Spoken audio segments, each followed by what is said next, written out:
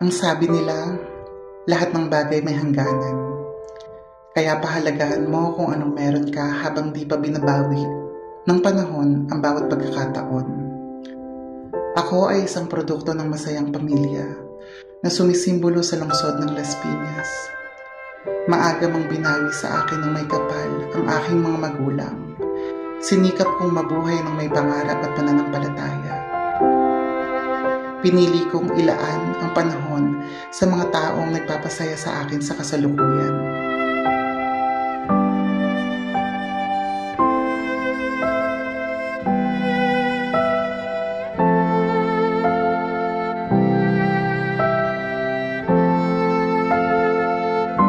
Musika ng papuri sa Panginoon ang aking sandalan.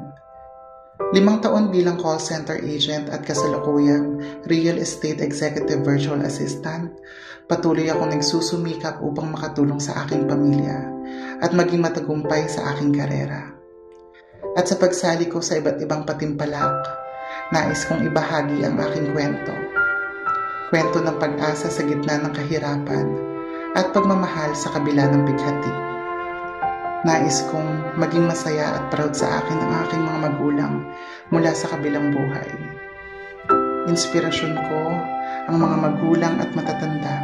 Mga anak, sana'y maalala niyo pa rin kami ng may pagmamahal at pasasalamat. Mananatili ako magpapaalala lalo sa ating mga kabataan na mahalin at pahalagahan ang ating mga magulang.